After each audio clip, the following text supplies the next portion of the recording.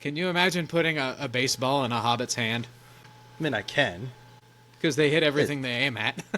Yeah, Sharky's men might be behind that, you know? A hobbit baseball team would be great. Mm-hmm. Imagine the Savannah Bananas rolling out a couple new teams. The Tooks, they're all hobbits. The Tooks and Sharky's men, and we're just inviting them along. Sharky's. Although it is natural that we should do golf for hobbits, I think, all things considered. That too. I think golf is probably the most hobbit-like sport. Mm-hmm. Golf and, what else? Cricket. Cricket, Just because British. I was going to say croquet. They might be good but at soccer. no, Nice big feet. They're too rustic for that. Soccer, they could be. I'm going to rep my Midwestern heritage and say they'd be really good at cornhole. And I don't think that can actually be argued. It would be a tie because they'd never miss the hole every single time. The dwarves are hockey players. I think we're all agreed on that. Are they? Got to think about this now. What are the dwarves? American football, they'd probably be good at. They'd at least be good at blocking. Yeah, I can be behind them playing hockey. And also, to introduce a sport we've never talked about in this podcast, poker. That's not a sport. I know it gets put on the sports channels because there's nowhere else to put it. Well, not to say that there isn't skill involved, but it's not a sport. Depends on how you define sport, and Is chess a sport? If chess is not a sport, then neither is poker, because it's the same kind of thing. Those are in the same category. So you know what's funny? I love chess. I follow professional chess after a fashion. I've watched in both replays and of like World Chess Championship matches and various tournaments, and I've watched those things live. Mm-hmm. I'm that type of nerd about chess after a fashion. It doesn't mean I'm good or like no openings or anything like that. If someone can teach me the modern defense and the Italian attack in better ways than I currently play them, let me know. Because I don't know what I'm doing. I know like the and first I have four no moves idea and what I'm you're done. talking about, so you're already better than me. Fair. However, it's, if you ask me, and my initial reaction to that was it's not a sport, even though I love it.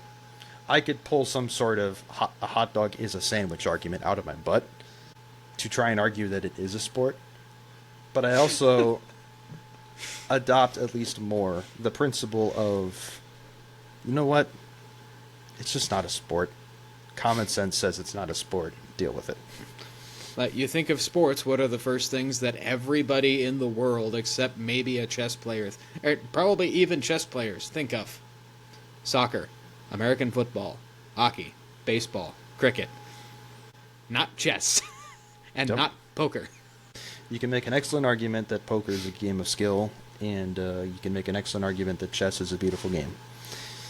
But the word game is used there, I think. Well, I mean, it is with most sports, but I think sport is just, it's probably more accurate to refer to the sport when we're talking about something like football, hockey, soccer, baseball. To say the sport instead of the game is probably more accurate. And then when we're talking about poker, chess, competitive twister, I guess, I don't know, that's the game. Like, beautiful game seems sufficient for chess. Like, that perfectly sums it up. Beautiful game does not perfectly sum up baseball for me. Even though it is a beautiful game. No, it's not beautiful. It's like, glorious. It's fine. But, like, there's more there's more to it there than it's a beautiful game. Like, no, there's It's a beautiful sport. I don't know. There's something that can only be described as sport. So, and if that doesn't make sense to you, the listener, then you're thinking too scientifically about it, perhaps. Or you're just not there yet, and fair enough. Just try to be normal. Just try to be a normal person and think like a normal person, like an actual normal person, not what you think is normal. Just try to think like an actual normal person for once, and when you think of sport, you will probably think of whatever your favorite stick and ball thing is. So speaking of normal people, to keep this going, what sport are the Men of Gondor playing? Oh, gosh. I feel like It's got to be noble. probably soccer. Definitely works. Men of Gondor play soccer. There's probably an annual like Gondor and Rohan soccer match. Mm-hmm. I feel like everybody in Middle-earth just plays soccer, and some of them just do it a little bit better than others. Mm-hmm. Mostly because Middle-earth is Britain. So for them to not play soccer would be a little weird. True. So they play rugby as well. But anyway, what are we drinking today, Ethan? Well, keeping with my theme from last time, I finished it, but it was a bottle of Guinness. I may go get something else. Like that beer I gave you? No, I actually drank that on the day you guys left, because just so I could drink a toast to my friends on their trip back up. I thought it was good. I don't have a refined palate, so that's the most I can say about it. Like, it was really good. Probably the best ale I've ever had. Okay. And I only partially say that because of how much I know it costs. Well, no, based on taste, not on cost. Based on taste, I would put it behind the Tales of Gold as a close second behind Tales of Gold. Well, I count that as high praise for my state of Minnesota, whence that came. Yeah, and you're doing well. You're drinking something that one might argue is even better than both of those, because of its simplicity and beauty. It's the extra stout, so it's exactly. We have the logic of, you know what? If stout is good for you, then extra stout must be extra good for you. I'm sure that's not it at all, but that's what I'm going with. Doctors, post your notes in the comments. Whether I read them is up to me. Or don't. I don't know that I want to hear from you. Well, I am repping Minnesota. I am drinking almost the last of my cantilever bourbon that I have from up north. And so I'll have enough for a glass before I polish it off, and then I'll have to go buy some or something else, because it's a nice, it's just really good. It's definitely bolder, as your fellow brother of a unrefined palate would say. I may have to, when I'm up there in June, I may have to purchase a bottle of cantilever. Well, we're going to that liquor place down. I keep talking about. So, whatever they have, it'll be good. Actually, if they don't, I just hope that they have either cantilever or Bib and Tucker, which you haven't had, and I haven't had on the podcast before. But Bib and Tucker's really good, too. And it's far from the only good thing they have. I need to bug them again to get Tales of Gold, though. Every time I go in, they've got standard Dragon's Milk. They just don't have Tales of Gold. She was ahead of me. I was trying to get my wife's attention to ask her to pour me something, and she was already on it. Gentlemen, that's how you know you married the right woman. She walked past, and she saw my bottle. It was empty, so she went and got a glass and a bottle of something else. And that is the gin? Yep, the cask-finished gin, which, given my limited experience, I am more than willing to say is the best gin in the world. This stuff right here. And a nice bottle. And a very nice bottle. And a wonderful bottle. I love all of their labels. They're just beautiful. Mm-hmm. I hope my friends don't Venmo me the money for the other bottles that I purchased for them, so I just get to keep all three that I bought in Missouri. It's going to be good. I say it's going to be good. It has been good. All the times I've bought it and all the times I've had it. So. Oh, it is. Really good straight. Really good mixed with stuff. Which is probably the ultimate mark of a really good alcohol, is that you can drink it straight and you can drink it mixed. Mm-hmm. It's just fantastic. Either way. It can only improve whatever you add it to. I have nothing to say because I've said it already in many episodes. Bake a cake with this stuff. I don't care. Don't give me ideas. Now, there's an idea. Don't give me ideas. You've heard of a rum cake. Let's try a gin cake. Or I mix it in. I mix it into some whipped cream that I put on top of brownies. Well, you'll have very happy guests if you serve that. But we've established, based on my American Shamrock cocktail, that it would go good, I think, with those things. It goes very good with a cream of some kind. Yep. And doesn't curdle it. Although if I'm beating cream to death to make whipped cream, who knows what will happen at that point. No, that was when I put the apple ambush into it that it made it curdle. I think that's probably because of the higher amount of sugars. I'm out of my depth. I have no idea. Because as far as I know, the gin and the whiskey, everything that they produce is made from corn. So it's not that. Fair enough. Made purely from 100% corn. 100% corn liquor. I never got to try that. Unless I did it on a previous visit to you. That's what we had. Everything you drank was 100% corn. Because everything they made is 100% corn. That we didn't try the... I'm thinking of the corn whiskey. You're thinking about the rested whiskey. The clear stuff. Yeah, that's what I was thinking of. Yeah. So all their gin is made with corn and nothing else.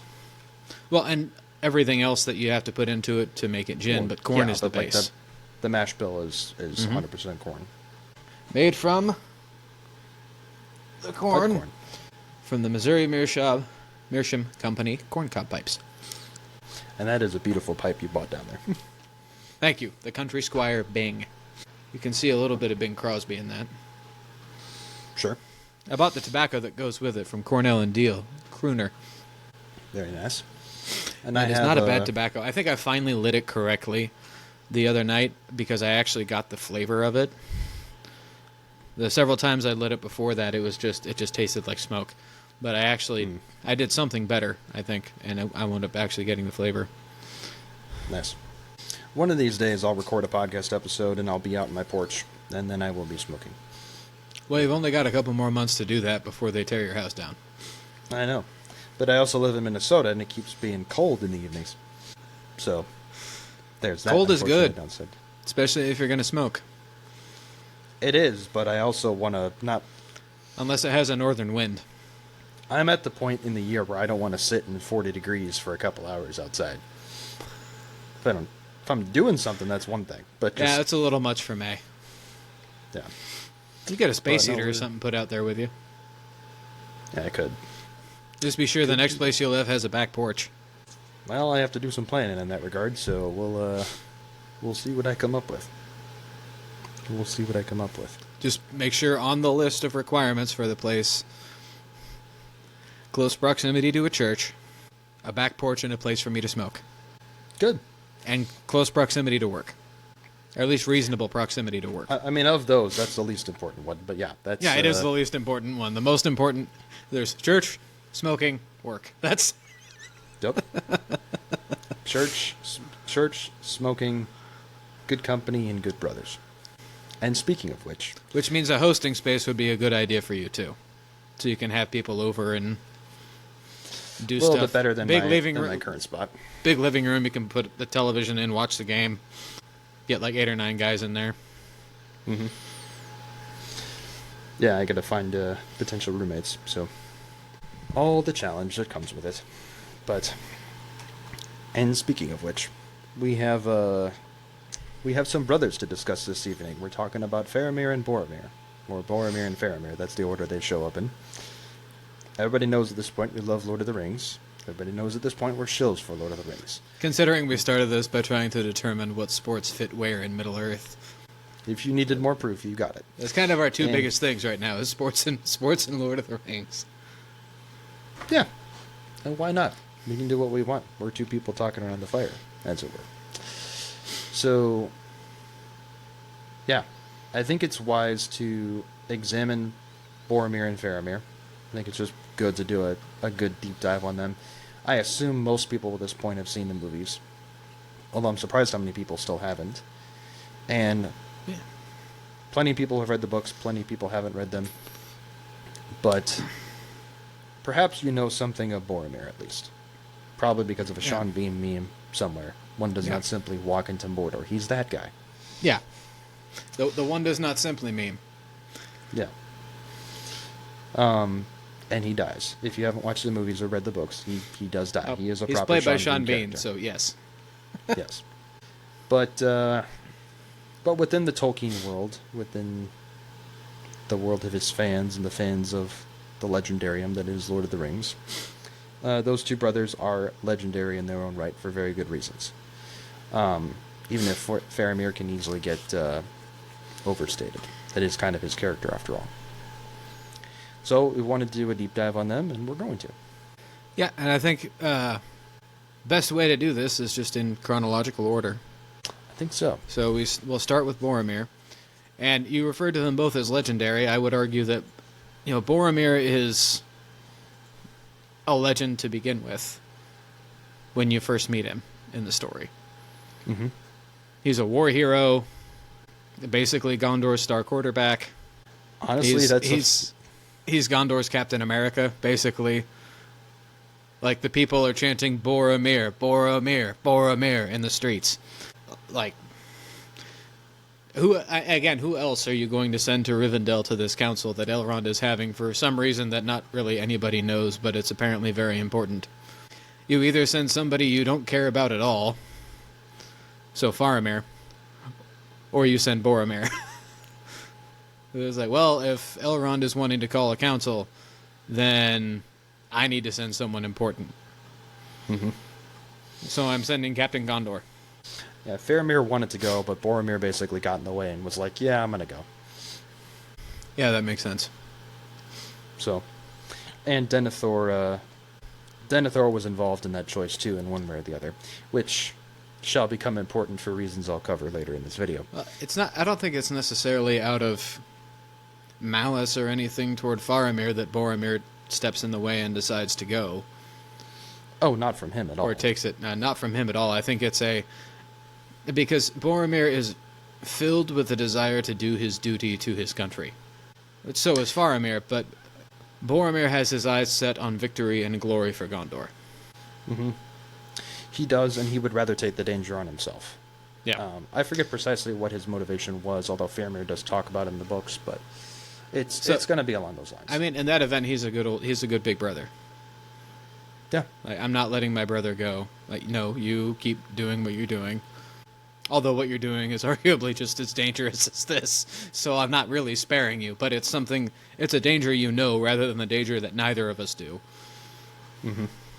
Honestly, there's few better ways to introduce him than that he's the star quarterback of Gondor. Mm-hmm. I really like that. I really like that way of characterizing it. Yeah, Gondor has a football team. Gondor plays American football. Yep. Everybody in Middle-earth plays soccer. Gondor plays American football. But I will read the initial passage from where he's introduced within the Lord of the Rings. They're prepping for the council, and he rides in like the morning of the council. Not for the council, but just because he's looking for council, as we'll come to in a bit. And Elrond's like, yeah, you should come to this council I'm having today. I know why you're coming after a fashion, and your answers will be made clear there. But a tall man with a fair and noble face, dark-haired and grey-eyed, proud and stern of glance. He was cloaked and booted as if for a journey on horseback, and indeed though his garments were rich and his cloak was lined with fur, they were stained with long travel. He had a collar of silver in which a single white stone was set. His locks were shorn about his shoulders. On a baldric he wore a great horn tipped with silver that was now laid upon his knees. And we'll be introduced to him further as the council goes on in terms of his motivations and how he thinks. The very first words that he ever says are when he reacts to something that Elrond is saying and is like, so that's what became of the ring. Mm-hmm. You know, we knew about it, but we thought it had, gone away or something. So that's cool. It has its own name in Gondor, Isildur's Bane. Yeah. Well, he called it the Great Ring, but yeah, he Well, it's called both of those things, but mm-hmm. He's presented as being of a very high rank in terms of his trappings and how he's outfitted and everything else in the Great Horn, but he is proud and stern of glance. That word proud, I think, is very important to describe Boromir. It comes off in his bearing over the rest of the council. He's been on this long journey. He's seeking counsel at the council. But he shows in his words at the council that he's very courageous. He fights well enough in the face of despair. He's valiant. In a sense, he is kind of the Captain America of Gondor. He's very dedicated. He's going to fight to the end. He talks in the council about how everybody should know what we're doing for them, right? And it's not purely out of pride, although there's definitely pride there.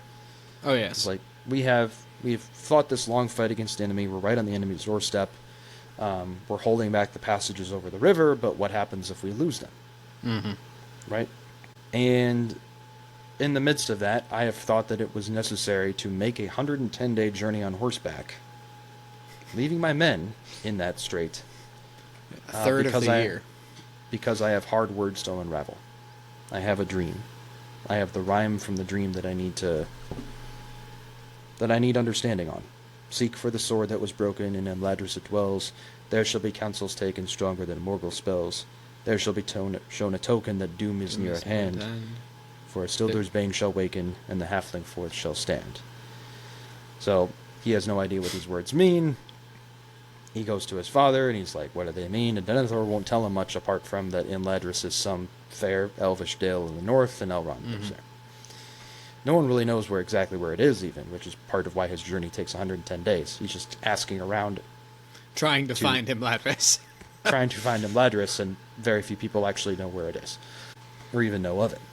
So if I'm understanding this right, Boromir basically just shows up at the gates of Rivendell one day and bangs on the door and says, "Let me in, I need to talk to you." On the day of the council. Yep. In the early morning. Given how tight the elves are about their security, is there an explanation for... Because, like, you go into the council chamber, and my first... I assume the first instinct of most elves is, okay, who let him in? It wouldn't be the council chamber. It would just be Imladris in general. And I presume that in the early morning, Elrond's had a chat with him, learned why he was coming after a fashion, or just to some extent, and been like, yeah, you need to be at the council. And so, well, Elrond will let into the council whoever he chooses to let in. And Boromir went by himself too, didn't he? He didn't bring anybody with him. Went by himself. Although, as a digression, it is worth mentioning the elf security is only so good. Sam was not invited to the council, and he gets in. Well, their perimeter security is good. Their internal security is, for the most part, only so-so. And remember, hobbits are very good at not being seen when they don't want to be. This is true. This is true. But what else can we learn from Boromir at the council? Because I think, and I'll do this for Faramir as well, it's like the initial impression really defines who they are. And you see that play out over time and in different ways, but the initial impression matters, right? Yeah, which, as when you are introducing a character for the first time, you should basically know everything that is necessary to know about the character within the first 2 or 3 pages of meeting him. Now, sometimes that's, I only reveal a little bit. This is coming from a writing standpoint.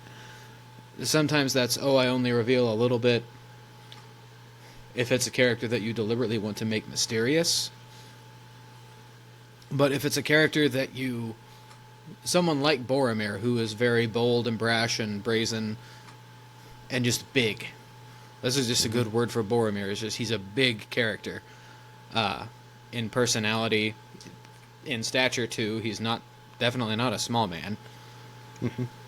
That you can learn basically everything you need to know about Boromir's character at the Council of Elrond. Like, at the Council of Elrond, it should come to no surprise, like, from what you can put together about Boromir at the Council of Elrond, it should come to no surprise that, he's one of the first people lifting a hobbit up onto his back because he's having struggle in the snow. Or the only 2 members of the Fellowship that go to try to assist Gandalf in fighting a Balrog are Aragorn and Boromir. And at this point, it should not surprise anybody that Boromir is right behind Aragorn. No, it shouldn't, and it fits perfectly with his character. And really, let me get to... it shouldn't be too much of a surprise that he tries to take the ring. Or that he repents of trying to take the ring and decides to do it in the most epic way possible by illustrating the words of our Lord better than almost any other character. That greater love hath no man than this, to lay down his life for his friends. We'll get to that. So our listeners pretend you didn't hear that. But I skipped ahead a little bit, but that's like an abbreviation of where this conversation is going. It is. We know the beginning and we know the end now. But also, you've probably seen him, so who cares? The weaknesses that lead up to that ending, though, become apparent at the council in enough ways. Boromir is not necessarily a despairing figure. Because he has the attitude of basically, if we can't use the ring to defend Gondor, then we may have no other option to throw it in the fire, and if that fails, we're just going to go down swinging. He does have that attitude. He's not he's not full of despair, but I think he has enough despair for his people, enough care for his people in that way. Although care is an interesting word there, and he has enough desire to have his people win, but not enough desire to do it the right way. He just wants the effective solution. He wants to beat the door. He wants to beat the door down after a fashion. It's not that he lacks virtue necessarily. He's a bit too brash. He's a bit too much like a puppy dog. He lacks patience in victory. He lacks patience for the right kind of victory, because and it's kind of understandable, because he is the captain of Gondor. He is the first one into battle and the last one out. Well, and it's also understandable because it's not just strength in victory; it's strength in impending defeat.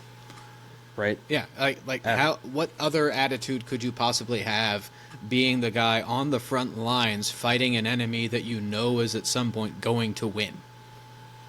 Well said. And so fighting a battle that you know you are going to lose, but you know you are fighting for the right side. Like we've said before, don't you know you're fighting for a lost cause? Don't you know that's the only kind worth fighting for? Mm-hmm. So he gets... Yeah. His weaknesses at the council can be summed up in two interactions. One is how he treats the ring. Mm-hmm. So Elrond, there's a discussion about the things they can do with it, and at the end of that discussion, Elrond's like, we have to send it to the fire. And there's a pause, and the first person that speaks up, both in the books and in the films, is Boromir, who's like, basically, Saruman fell, but did he not have a glimpse of wisdom? Like, my people are being valiant, right? Mm-hmm. But strength needs a weapon. That's a line he uses. Strength needs a weapon. So he's not wrong. He's not wrong, but he's wrong about what weapon. Yes. And he's wrong about some other things there. So that tension, that weakness, that desire that he has, sets up the rest of his arc, as well as his pride. He says the rhyme.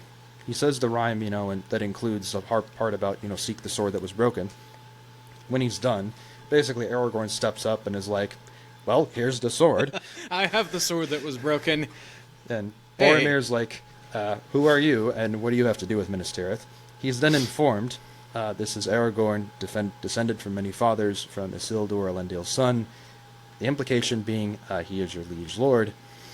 And he has doubt in his eyes, eventually, about that. But he also says, basically, after Aragorn tells him, well, I have the sword, you've heard my lineage, do you want me to come to Minas Tirith? He's like, I wasn't sent to beg any boon. But, the sword of Elendil would be a help beyond hope. Yeah. And later he kind of reiterates that same thing. It's the same two things, but in a kinder way. Is like, I won't... Well, I'm not here to ask for help, and I'm not going to ask for help. We need help. Yeah, we need help. So I'm not going to deliberately ask. There's pride, but there's I need a weapon again. I need something that can give my people hope and something that can give us victory. And strength needs a weapon, and the weapon is Andúril. That is the weapon that your strength needs, and a hobbit. Mm-hmm. You need Andúril, and you need a hobbit. Yep. Yeah, you do. And he doesn't, even though he's coming from a place of pride, even though he's not about to just, completely lay down all of his claims to being the steward of Gondor and just let Aragorn in as king, Faramir does say of him, if he was convinced of Aragorn's claim, he would greatly reverence him. Mm-hmm. That's how Faramir describes him, because Boromir is still a man of honor. And I think Boromir is there, gets there without too much more time in the books, even if it's not explicitly, stated necessarily, until maybe his death. Yeah. He definitely reverences Aragorn in a proper way. Well, I think he strongly exemplifies the virtue of patriotism in that way, because what is Boromir's greatest love is Gondor. It's his home, it's his nation, it's his people, and he will fight and die protecting it. And it is a nation that has been without a king for 3 generations. You know, it's been his father sitting on a substitute throne as the steward of Gondor, For and his many father more than before 3 him, generations. a lot more than 3 generations. But the line of Denethor and Ecthelion before him, which that's one of the coolest names in Gondor, is Denethor's father, Ecthelion. Just thought I'd throw that out there. But you have your nation, which you love so dearly, has had no king. And growing up as a boy in the court of Gondor and seeing the white tree bear for your entire life, and constantly hearing the tales of one day when the king returns, the tree will bloom again.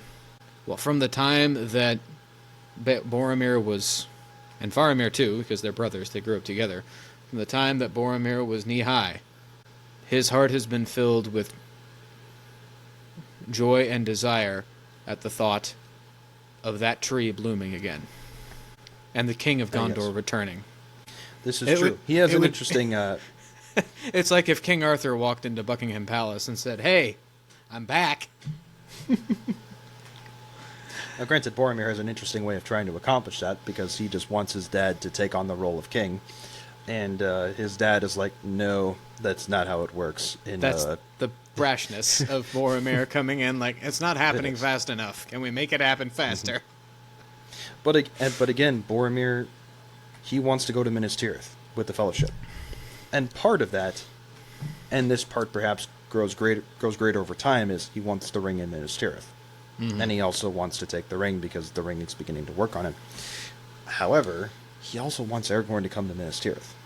And that part is genuine. He wants the Sword of Elendil at Minas Tirith.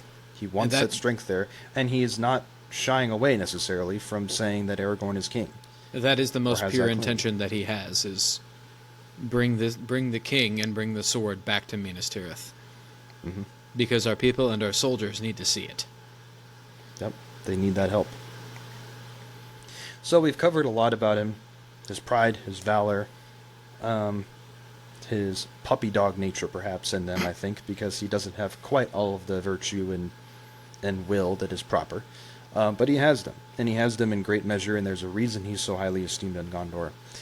And yet he has pride, and yet he has weakness in a certain way. And so this all comes to the fore, obviously in that discussion that he has with Frodo near the Falls of Ragos.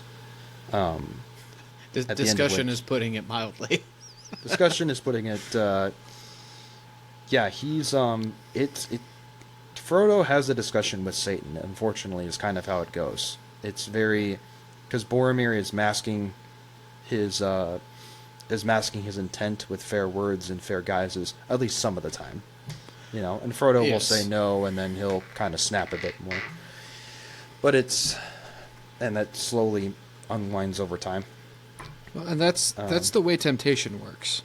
Well, it is, and it's been working on Boromir for a long time. Since he first saw the ring, probably, or first had that thought in the back of his mind. Because if, I don't think I'm understating it or I don't think I'm mistaken in how the ring works. That basically as soon as it was put in the middle of that room full of people, it started scanning the room looking for the most vulnerable person there. I think that's very reasonable. And in a room full of elves, stubborn as stone dwarves, hobbits that you don't care about yet, a wizard, and the descendant of Elendil and Isildur. Yeah, the most vulnerable person there is Boromir. Mm-hmm. Even though, really, as a man, he is not that vulnerable perhaps to other things. He probably doesn't drink too much. He doesn't really gamble too much. I I would guess he does not have most of the soldiers' vices I would guess not. that we see. Most likely not. Because there's a reason his men respect him. But he has that one major thing, which is knowing that you're fighting a losing battle, and the ring whispers one thing in his ear: I can help you win. The thing he's constantly seeking. The thing that he wants more than anything else in his entire life, more than anything else in all of Middle-earth. Boromir wants a way for Gondor to win that war. And the ring starts promising it to him. And everybody's gone through this. You have one of these thoughts that just takes root in the back of your mind, and then it starts going and going and going and going and going and going and going, and before you really realize it, it's taken complete control of your mind. Yep. Which is what we see at Amon Hen. When he tries to take the ring from Frodo, it starts off as a seemingly innocent conversation. And Boromir starts making arguments about why he should have it. Why? Because that's how sin works. That's how temptation works. The temptation comes, and then basically the temptation comes and your brain goes, oh, I really want to do that thing. And then to try to counteract your own conscience, it starts providing reasons for why you should do that thing. Either why it's not that bad or why it would be good that I do this thing. And that's what Boromir starts to do. And then when Frodo finally says, no, I cannot let you have it because this charge is mine. And even because he sees desire in Boromir's eyes for it. He's like, because I don't trust, not that I don't trust you, I don't trust it with you. Yeah, Frodo has a great line where he's like, I'm glad you've spoken your mind so openly, so I'm much more decided now than I was before. So now I definitely don't want to give it to you. And then, so at that point, okay, it's no more Mr. Nice Guy. And I'm sure a lot of us have had this happen with major temptations. Like you push it off, you slough it off, you try to just ignore it, and you try to do that, and then it comes in swinging. The temptation comes in like a flood, and it just hits you. Well, that's exactly what happens to Boromir here. Mm-hmm. Like, well, that didn't work, so now he just snaps. Yeah, it's funny and how it terrifies Frodo to the point that Frodo has to put on the ring to get away from him. Yep. Which he was not supposed to do except in gravest need, but he needed it there. That was a grave need, yeah. Because I don't think he probably wouldn't have been able to get away from Boromir without it. And I think it was very well written and very well played. That scene was very well done in the films. Oh, yeah. Because it was nailed. Boromir dives for Frodo, and Frodo just disappears, and Boromir looks up with his hair and his face. It's all a mess. He looks like a third of the man that he ever was. Less than a third, less than a tenth of the man that he ever was. And then he realizes what he's done, and you can see it on his face, and he begins weeping. But then an opportunity comes to make up for it. He sees Merry and Pippin in danger, and he remembers who he is. Basically, he blows the horn of Gondor, and basically that's an announcement of, I remember who I am. I am the captain of Gondor, I am its servant, and I am the subject of my king. I am a warrior, I am a knight, and I will protect those who cannot protect themselves. And thus follows the greatest act of love and honor in the entire Lord of the Rings book. One of the greatest. Second after Sam carrying Frodo up Mount Doom. Maybe third if you include just the battle at the Black Gate in general. This is a whole separate podcast. It's a whole separate podcast, but it's up to this point, definitely, it is the greatest display of love in the entire story. And honor and courage and nobility and valor. Basically, this is the true Boromir. And Boromir being who Boromir ought to be. And I think it's... 20. He felled 20. He fell... Yeah. Which is, like... An elf would find that impressive. He would. The warriors of the elves would find that really impressive. Yeah, our modern video game sensibilities, I think, aren't as stirred by that as we ought to be. Well, yeah, but Like, if you just ask any soldier or any Marine, like, hey, what is it to fell 20 before you die yourself? In that setting, too. This is not from far off with a gun. Yeah, this isn't firearms. He is felled from far away because the leader of the orcs is a coward and won't face him head on. Instead decides to shoot him unseen through the woods. Which that shouldn't surprise us. He's an orc. Of course he's going to use a dirty, underhanded tactic like that. But yes, so even like by modern standards, it is insane for one soldier to fell 20 enemies by himself with his one weapon. In the standards of the old days, all he has is a sword, a shield, and a horn. Pretty darn good. And it takes how many arrows in the books to take him down? It's definitely more than the 3 that the movies gave him. This is the only podcast episode where the box for my books is empty behind me because I have all 3. With the hobbits back there. But I have all 3 out here for a reason. It just says many. Many. Yeah, it just says many. That's not 3. No. Many means many. He probably so full of arrows that a porcupine would have followed him home. Mm-hmm. And his sword was still in his hand, but it was broken near the hilt. His horn cloven in 2 was at his side. Many orcs lay slain, piled all about him and at his feet. But, yeah. He dies a good death. He dies a worthy death. He dies the only death that he can. And may the Valor have mercy on him for what he has done. But, I know he technically can't be welcomed into the halls of Mandos, but... Oh, he's going there. It's just... Or he's going somewhere. Yeah, he's going somewhere good. To what end and what place? Unknown. Unknown at this point. Because it is a noble sacrifice on behalf of somebody else. Mm-hmm.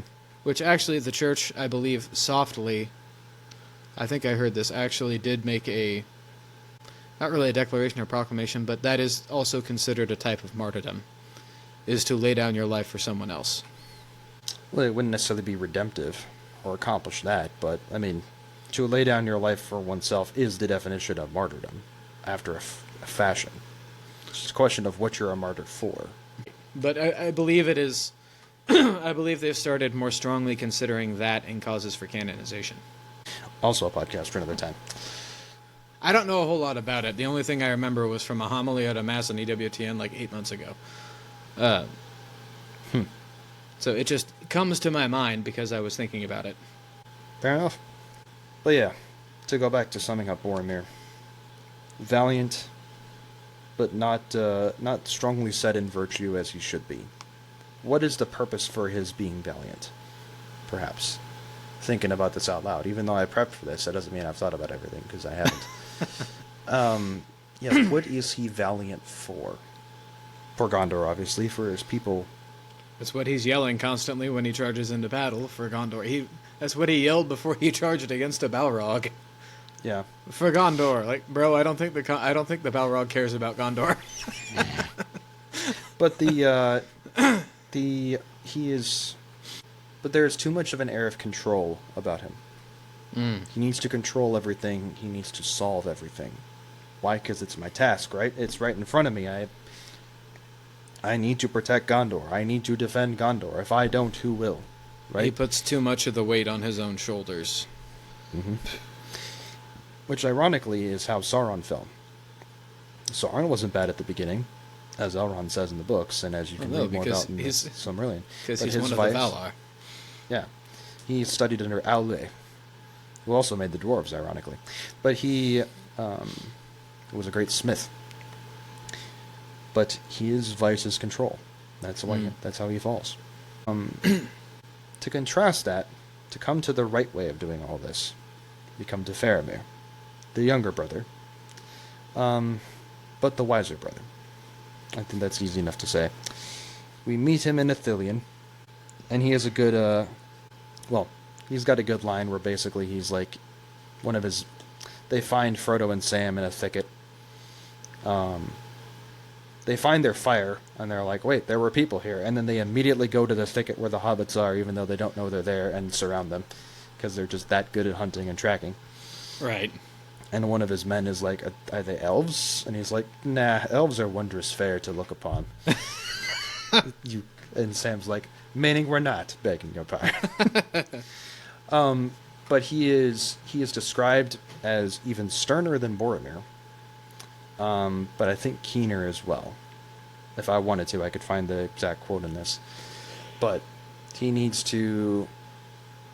finds them. He needs to deal with these hobbits. He also needs to go lead this ambush that he's running with his 300 men against a regiment of men of the south that are going to the Black Gate. So he leaves a couple men in charge of the hobbits, goes off and has this, and pulls off this ambush, survives. His men imply that he's done a lot of dangerous things in his life, but he's being kept alive for a purpose. Yeah. It's just because he's valiant, right? He, like Boromir, is also very valiant and very willing to do courageous things. But his purpose becomes clear. His difference in Boromir becomes clear as you further examine him. He's trying to judge justly in a harsh matter with regards to Frodo, because he's supposed to kill everybody that he finds in Ithilien that's not there without Denethor's leave. Mm-hmm. But he doesn't, and he has to figure out why they're there and what they're doing. And he thinks it important enough that after this ambush, he chooses to draw up all of his men in a big circle, and he sits in the middle and questions Frodo. He's trying to figure this out. He's trying to get all the information he can to make a good judgment.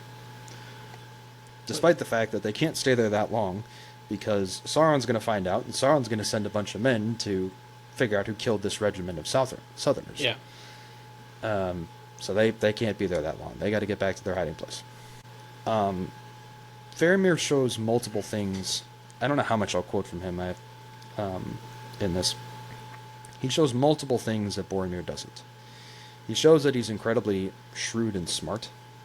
He's asking a lot of questions of Frodo, and he's reading a lot in Frodo, even though Frodo's doing a very good job of keeping the secret of the ring and why he's there. Yeah, he's giving as little information as possible to the best of his ability, but Faramir is just able to discern He's at least twice the amount of information that Frodo is actually surrendering. Yeah. So Faramir hits pretty near the mark, for example, in some of his questioning, and then he kind of backs off and he goes into other things. And later he tells Frodo, the reason I did that was because I sensed I was coming on to some pretty important stuff that shouldn't be talked about in front of 300 other people.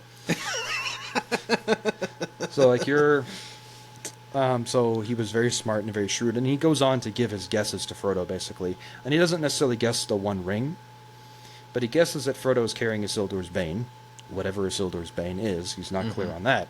But apart from the fact that he doesn't connect the dots between Isildur's Bane and the Ring of Sauron, he gets everything right. And Frodo's end destination, he doesn't know that. But he figures everything else out, and he's incredibly fair with the hobbits. And then Sam kind of is part of this conversation between him and Frodo later on, and Sam says something that spoils a secret. Because even though he was very good at gathering information for the conspirators, he's apparently terrible at keeping a secret. Yes. Granted, he was only so good at that in the beginning, but I do want to find this now. I ain't been dropping no eaves, sir. Yes, Sam, that's exactly what you were doing. But yeah, so that is the answer to all the riddles. The One Ring that was thought to have been perished from the world, and Boromir tried to take it by force, and you escaped, and ran all the way to me. And here in the wild I have you, 2 halflings and a host of men at my call, and the Ring of Rings. A pretty stroke of fortune. And Faramir basically stands up, but then he starts laughing in a rather ironic and grave matter. He has a similar attitude, I guess, to Galadriel when Frodo tries to offer her the ring. Yeah, it's like I really shouldn't have it. Yeah. And it's, How you have increased my sorrow, you 2 strange wanderers from a far country, bearing the peril of men. But you are less judges of men than I of halflings. We are truth speakers, we men of Gondor. We boast seldom and then perform, or die in the attempt. Not even if I found it on the highway would I take it, I said. You said that earlier. Even if I were such a man as to desire this thing, and even though I knew not clearly what this thing was when I spoke, still I should take those words as a vow and be held by them. That paired with an earlier line that he has where he says, I wouldn't even snare an orc with a falsehood, I think speaks to the nature of his character. He cares about virtue. He is fighting, in a way, an even more hopeless battle than Boromir is. Boromir has the command of all of the armies of Gondor after a fashion, right? Or at least enough of them. Of Minas Tirith. Faramir's just the captain of this company in Ithilien. They're fighting a guerrilla war. 300 men in the woods. Osgiliath and Minas Tirith are close to the shadow. Ithilien is in the shadow. It's right in the shadow of those mountains. It's basically right a stone's throw from Minas Morgul. Yeah. So however many reasons Boromir has to despair, Faramir has more. Perhaps. Because Faramir has this. He keeps his head down, he focuses on the task at hand, and he focuses on doing the right thing. And he is not trying to control. He is not trying to... he's going to do everything he can to make sure Gondor wins, or survives as long as they can. But that doesn't mean that he will do everything that is in his physical power to do that. Because that is not his task. The argument can be made because the only reason, tactically, to put a company of 300 men literally behind enemy lines like that, because that's where they are. They are directly behind enemy lines, fighting a guerrilla war. So basically, Boromir is fighting World War II, Faramir is fighting Vietnam. The only reason to put Faramir and his men there, tactically speaking, is to... They're not there to try to take Ithilien. They're not there to try to soften it up so Gondor can push to Ithilien. They are there to try to weaken the forces that are coming through Ithilien and into Gondor, so that Gondor can better protect itself against them. So basically, Boromir gets all of his victories because Faramir already softened up the armies. At least at the time he is. At the time. And that's not the only reason. There's no indication that Boromir is not actually as good and as noble and as great of a warrior as he appears to be, because he certainly is. Because how many others fell 20 orcs? Oh, yeah. By themselves? I think the only one with more that is a man is Aragorn. Sure, I'll buy it. I think in Moria, near Balin's tomb, when the doors are busted down and they fight, I think the entire company together kills 20. About that, yeah. About that. So Boromir does the work of the entire company by himself. Again, not a slouch in combat. Oh, no. At all. I poo-pooed him, but not that virtue. not that virtue. Not the virtue of the strength of arm and sword. Mm-hmm. But there is always the seen war and the unseen war. Boromir fights the seen war, and Faramir fights the unseen war. But they're, on top of it being arguably more dangerous and more deadly than Boromir's type of warfare that he engages in, there's no glory in fighting in Ithilien. There's the glory that your men give you, the respect that they give you, but it's not a grand battle. Apart from that, but the people aren't chanting your name in the streets of Minas Tirith. So basically, it's Boromir gets literally all of the praise because the people have absolutely... Boromir knows exactly what Faramir does on a day-to-day basis, which is one of the reasons I'm sure that he sticks up for Faramir so much. And Boromir may also be one of the first people to say, look, I don't think I could do that. And maybe. I don't think I would assign Boromir to that. He doesn't have that type of personality, and he's not that type of leader. Oh, he has other qualities. Granted, Faramir can do the same stuff. Both of them hold Osgiliath, the half of it that they can, against the forces. Yeah. But yeah. I've said plenty about introducing Faramir at this stage, so And just like how Boromir's introduction sets him up for his defining moment, namely his confrontation with Frodo and then the aftermath, Faramir's also sets him up for his defining moment, or rather his first, because he actually passes his first defining moment and thus gets more defining moments afterwards. Right. That's generally what happens when you pass a level. There's more levels to conquer. The first of those, as covered, is the confrontation with Frodo and Sam. He is presented the ring in a situation where its bearers are very helpless. It's not 1 against 1 like it was Frodo against Boromir, which is already enough of an, Frodo's outmatched. Now it's 2 against 300. Yeah. If Faramir wants the ring, he's getting the ring. Yeah. The end. Because he can order his men, subdue them, and take the ring and bring it to me, and they will do it. Yeah. Because and I'm sure they could fire a host of arrows at the wall if Frodo happens to pop the ring on. Like, he ain't gonna live. Well, this is the last place he was, so... And they're that good at hunting and tracking that the ring won't do him too much good. They already surrounded them without really seeing them. Yeah, it's like, oh, they're there, so we're not just going to charge in, we'll surround it. Yeah. Yeah. So while Boromir is valiant, Faramir is virtuous, and he is noble. And it's not that Boromir isn't those things, but they're both is virtuous them to the greater degree. Yes. They're both virtuous, but I would say that Boromir is valiant, Faramir is prudent. It's a good way of putting it. And that prudence is highlighted in the defining moments to come. And he makes this very prudential decision in what you already said, which was that he's like, his task is just the on paper task that he has is to kill everybody in Ithilien that Denethor doesn't want to be there, or that Denethor has not approved of being there. So if he was completely following the letter of that law, the hobbits would already have been dead. But he uses prudence. And he kind of squints a little bit and he goes, well, let's see what this is all about. Because he is the highest authority in Ithilien. Of the free peoples, he may as well rule Ithilien. I'm in charge here, I have the say, and I say this is an exception to the rule. Because I have determined that. He does what is just.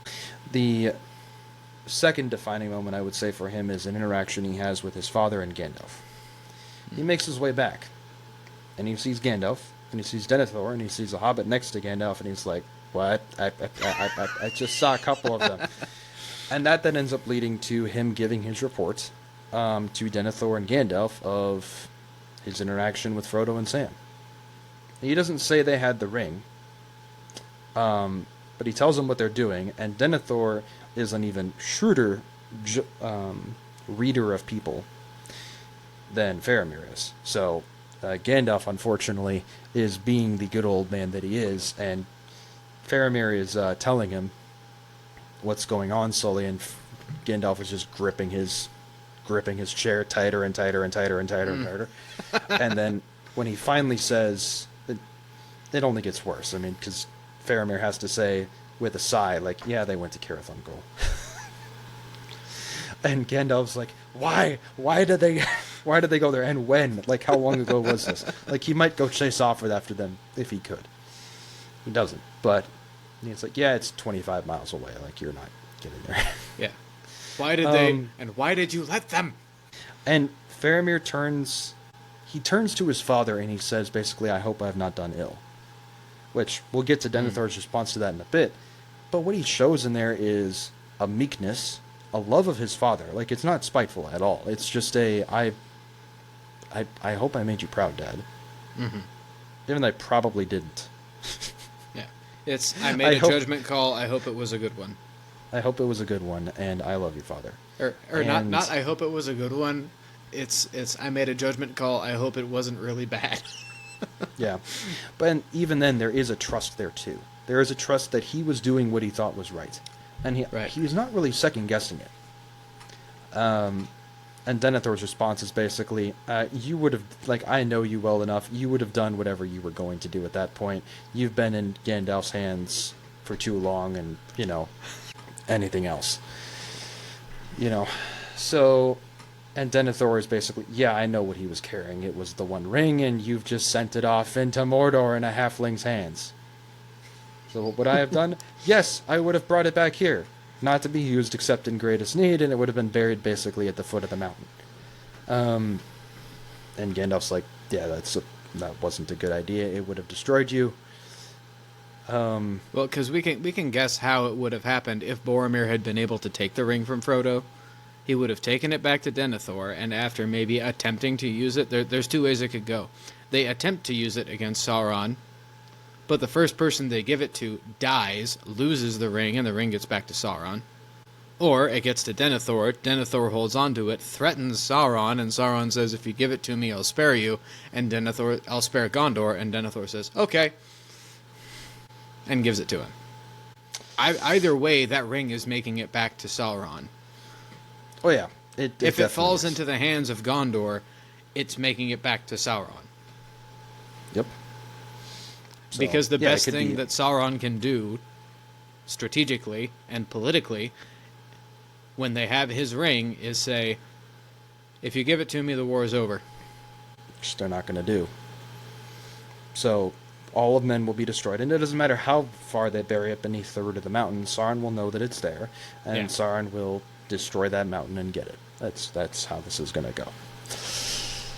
So it's it's a total lose-lose. Yeah.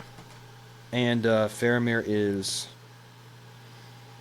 It's hard to see exactly how spiteful Denethor is in the books in this regard. It's not obvious that he is.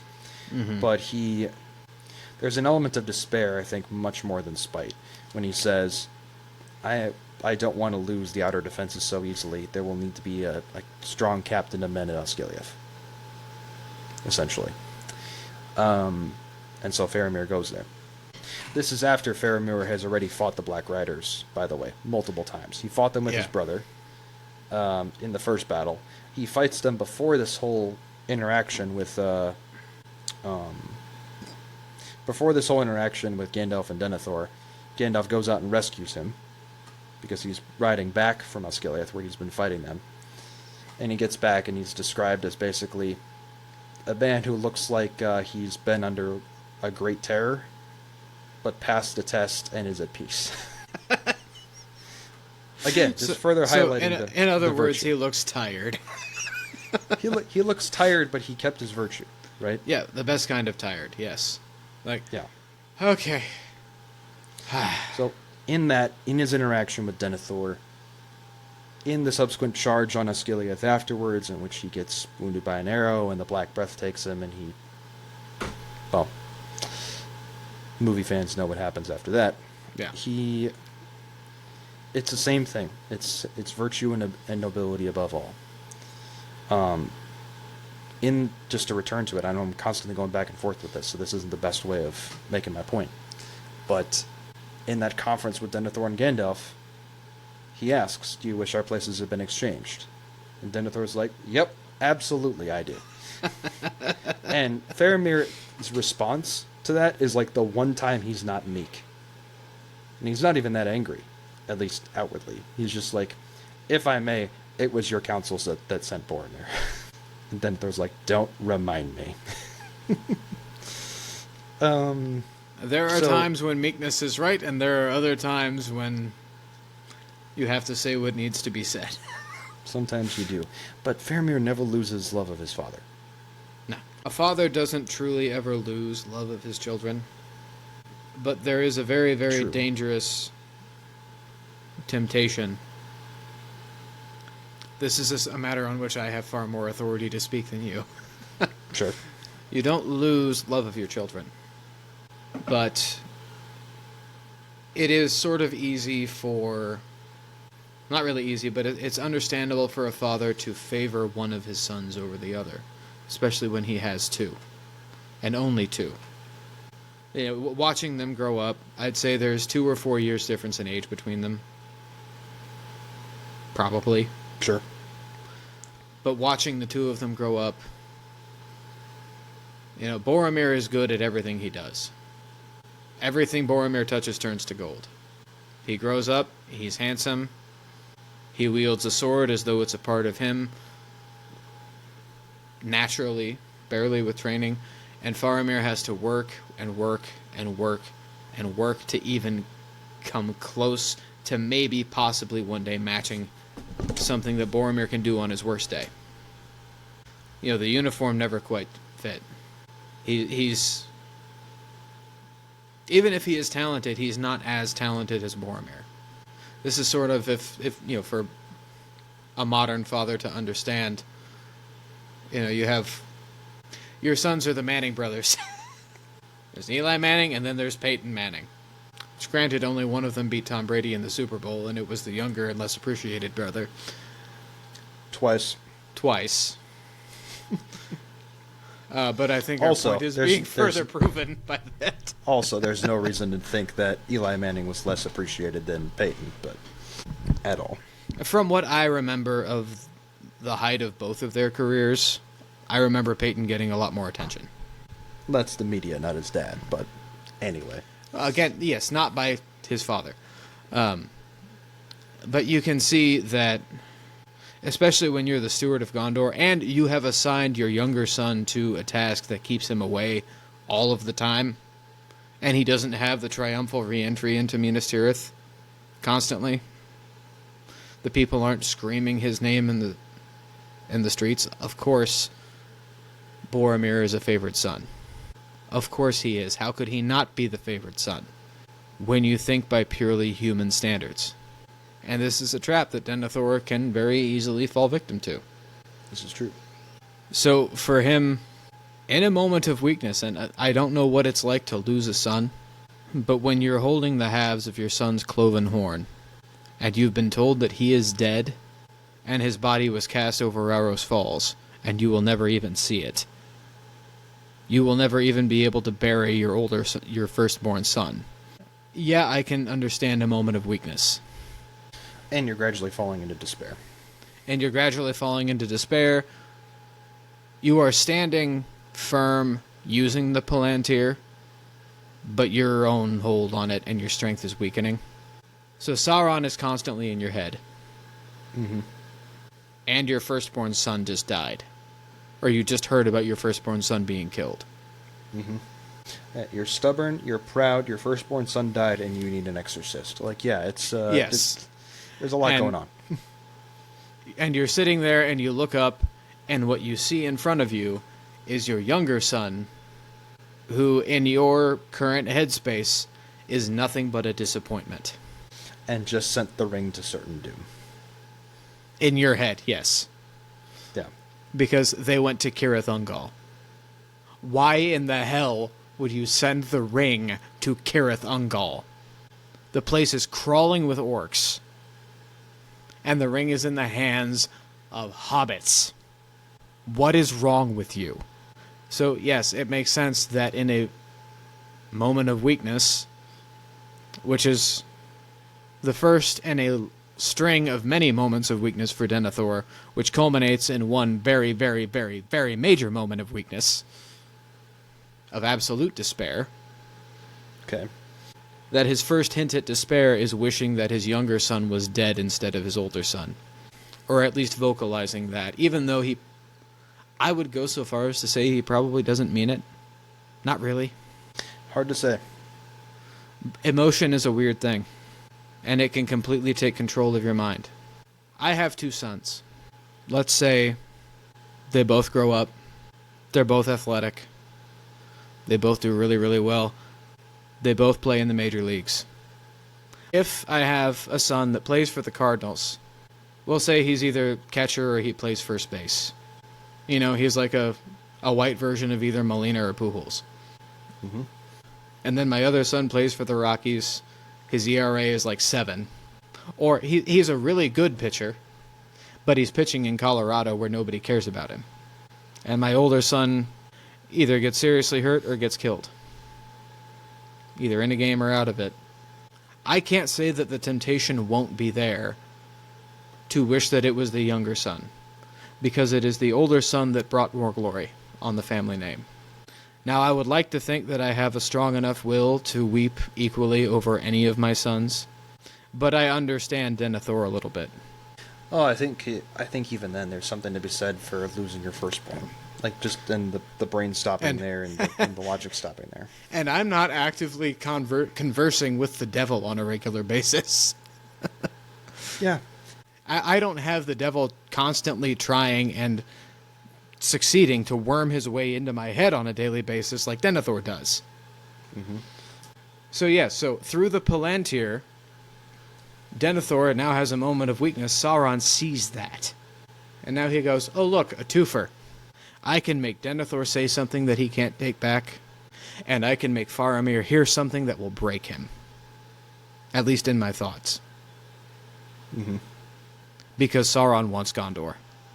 He wants Gondor because he hates Isildur. He wants Gondor because he hates Elendil. He hates that sword. He hates that bloodline. And he wants to take everything that they ever had and make it his and twist it to his own purposes out of spite. On top of his other purposes that he has for it. For all of Middle-earth.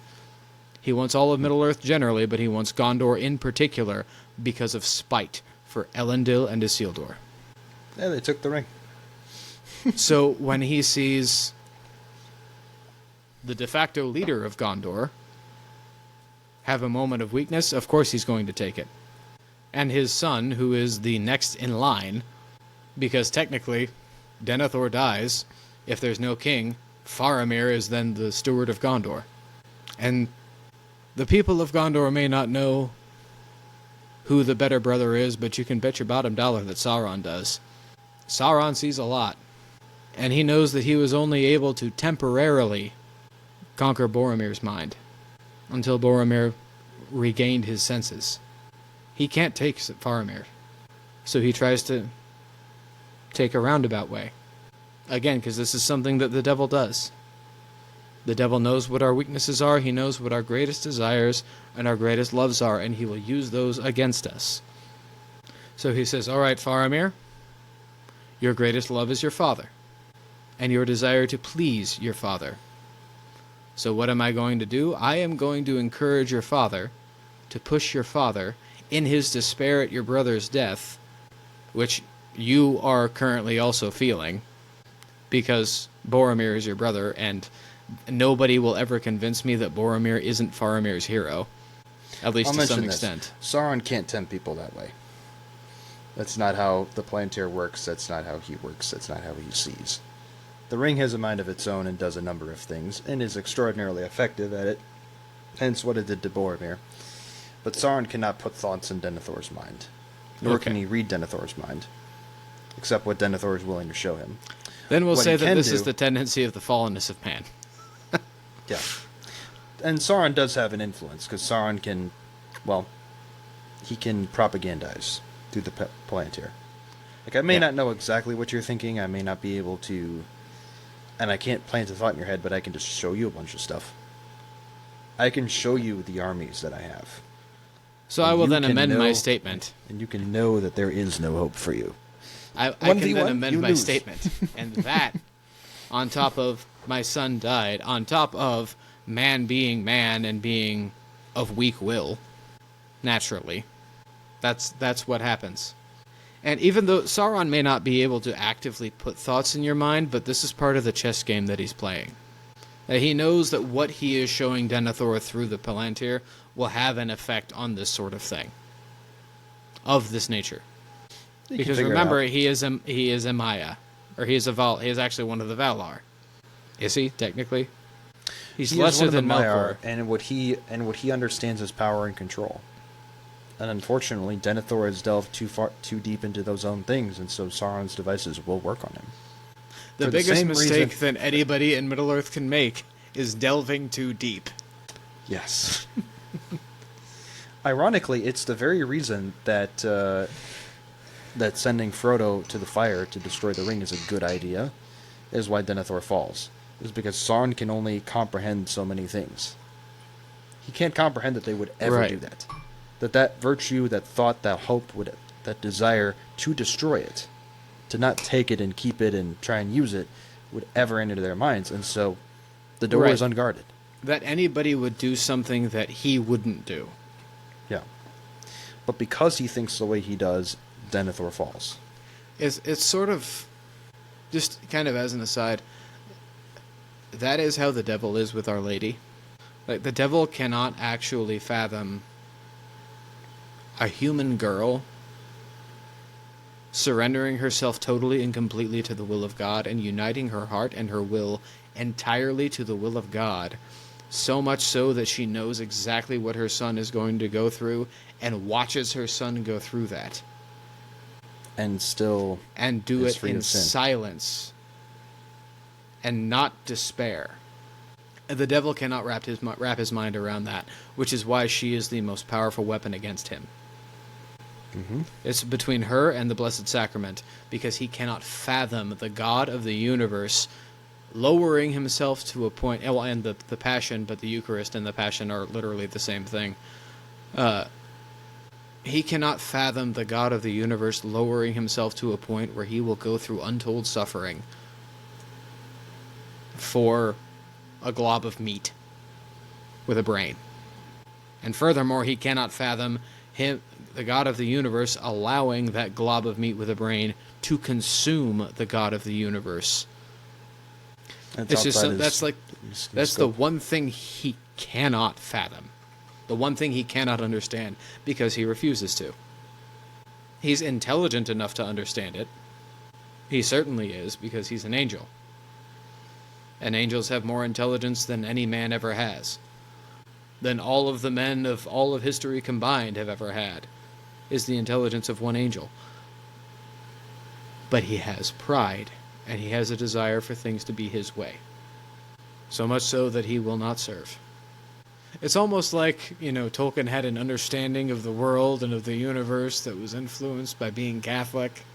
Sure helps. Sure helps. But we've gone a little bit off the beaten path. We are talking about Faramir still. Mm-hmm. Even though we can't really talk about Faramir and Boromir without talking about Denethor. Denethor has his part. I will also say this. If we compare the storylines and the character arcs, if you will, of Boromir and Faramir, the difference between them is sort of... Boromir is what happens when you surrender to temptation. Faramir is what happens when you resist it. It is. Generally speaking. There are exceptions to that rule, but Boromir became consumed by his desire for the ring. If he hadn't, he probably would have seen that troop of orcs. He probably would have felt them coming sooner. And then the Fellowship could have taken a better defensive position. They probably could have left. Basically, they would have been better able to protect Frodo.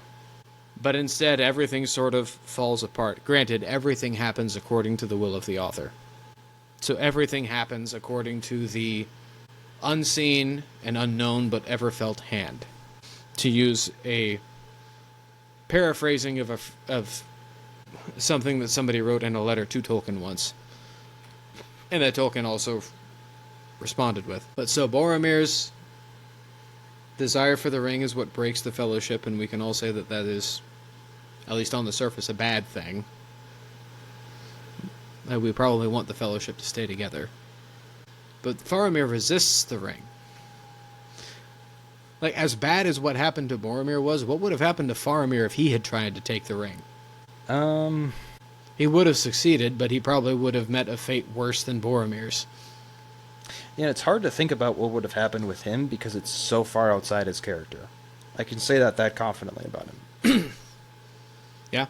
He does nothing that leads you to think that he could, and he just has no weaknesses. I'm going to go on a slight nostalgia rant. Not really a rant, but a slight... You do that, and I'll get to my third lecture point about Faramir eventually. From nostalgia. Oh, this will lead into that. I can see it in the outline. This is true. I don't remember what year it was, but I remember growing up, I had a GameCube. We're going to make a slight video game discussion here out of this. Okay. One of my favorite games on this GameCube was the video game version of The Return of the King. And this game was awesome. It was a mission-based structure where you play the mission first, kind of like how the Lego games are, where you play the mission first in story mode, and then you can play it as whatever character you want. And there are 3 different paths that you follow. One of them is the path of the king, the path of the hobbits, and the path of the wizard. The Path of the Wizard is entirely made up because we have no idea what the hell Gandalf was doing most of the time. Okay. Basically, it's a hack and slash. You're just beating orcs to death with a sword, is what you do 90% of the time in that game. There's no puzzles or anything, but there's levels and all of that. Like, in the Path of the Hobbits, it's Cirith Ungol, it's Shelob's Lair, and it's Mount Doom. Those are the three I remember. There are more, but those are the three I remember. Path of Men, it's the Men of the Dead. The Path of the King, rather. It's the Men of the Dead. The Southern Gate of Gondor, which is actually the one that is there that is not actually in the books. It's Pelennor Fields. And then there's a whole bunch of other things in the Path of the Wizard. But what I actually want to mention in this game is that this game, like a lot of old DVDs had, because you remember when DVDs were fun, it had special features in the menu. And the special features involved the cast of The Lord of the Rings playing this game. Because they were also the voice cast of the game for lines that were not in the films. Okay. That's how long ago this was, is that they could afford to do this. And I remember Faramir is an unlockable character. He's not playable in any story mission, but he's an unlockable character in the game, and I remember basically taking him through every single mission I possibly could after I unlocked him, because I loved playing as him so much. I liked his moveset, I liked his animations, I just really liked Faramir. And I remember something that David Wenham says, who's the actor that played Faramir. I remember something he says about Faramir in his interview portion for that special feature section of the game, where he says it's not entirely out of the realm of possibility that Faramir could have gone to Rivendell instead. And if he had, he likely would have withstood the power of the ring. So I think he understood the character he was playing. He did. He did. The one thing that I think the ring possibly could have used to gain control over him was, if you take me, your father will love you. That is maybe the one thing that maybe could prove David Wenham wrong about that statement. But according to the books, I think he was right. That if Faramir had gone to Rivendell, had he joined the Fellowship, or had he been placed in the Fellowship by Elrond, because Elrond, being wise, would have seen Faramir and gone, "Oh yeah, of course, I'm sending you." He sent Boromir, so yeah, he would have sent Faramir. Of course he would have sent Faramir. And Faramir probably would have withstood the power of the ring. Because he did withstand the power of the ring. When he was in an even better position to just take it than Boromir was. It's funny how it worked. Because here I am, I'm mapping out how the journey would have been different if it were Faramir. And it would vary a bit. It would depend on how much Faramir wanted Aragorn to go to Gondor and was trying to convince him to. But I think they would have made the right decision to cross over the river and go into the Emyn Muil versus go to Minas Tirith. And from what happens there, I don't know. But that would have made the story a lot shorter. Or not work. Nine people in the Emyn Muil approaching Mordor versus 2? Versus 2 hobbits crossing Mordor itself. Yeah. Taking the back door, led by whatever the hell Gollum is now. At this point, you're reminded that Gandalf said, even the wise cannot see all ends. Again, this is the argument that the author must do. What is right for the author to do is what is the most fitting for the story, not what is necessarily quote-unquote best or most efficient. Because remember, this is an art that we're working with, not a science. But the other thing about Faramir, one of his rewards for withstanding the power of the ring is a lovely wife. A wild shield maiden of Rohan. And he even gets love at first sight. This is politically useful, by the way. Because you might know better than I, but I know of no other union of marriage between Gondor and Rohan. I only know of some bad blood. There's no bad blood. They were allied. They were allies, but, there is the whole where was Gondor when the Westfold fell. Although Gondor was busy. Yeah, Gondor had other things going on. Gondor had things going on. But I don't know of any marriage between Gondor and Rohan. Not that high profile, anyway. I mean, maybe on the border, a farmer and some other farmer's daughter fell in love. But the captain of Gondor, who is basically the second in command of Gondor, Faramir has the second highest position in the nation. And effectively the crown princess of Rohan. Like, if Éomer dies, she's queen. I was going to say more about Faramir and Eowyn. I need to say something nicer than just the political advantage of it.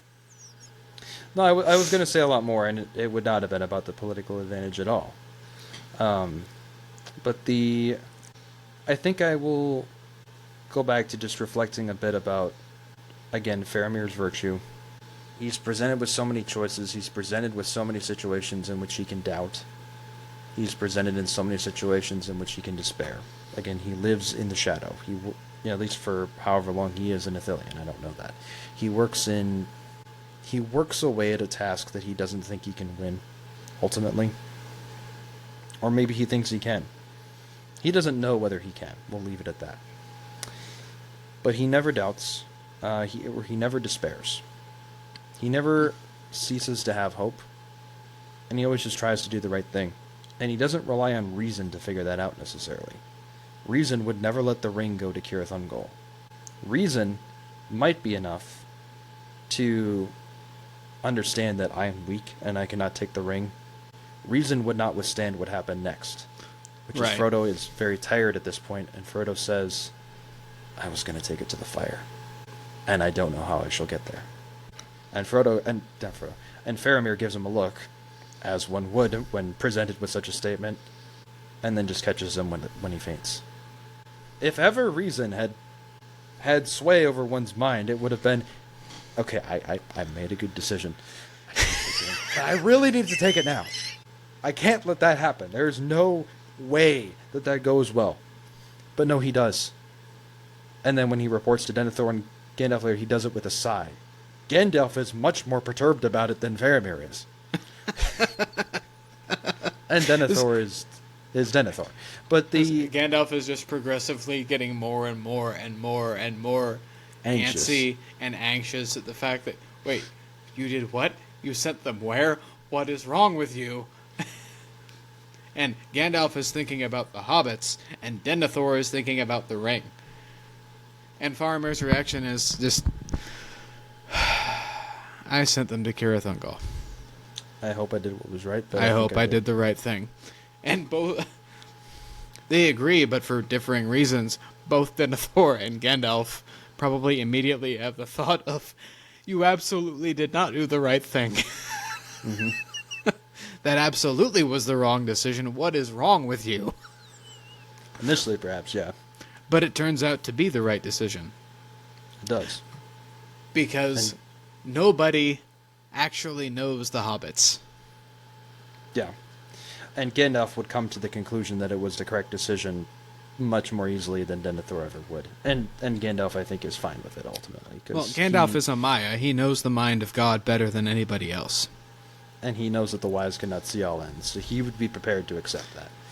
But, anyway, then Faramir does the noble thing and go off to defend Osgiliath and go off to fight there, and, well, that doesn't go well. So what's the point of all this, right? You had the virtue, and you died. Or you almost died. And you almost died by being burned alive by your own dad, while suffering the Black Breath, a thoroughly uncomfortable state of affairs. Then he gets healed.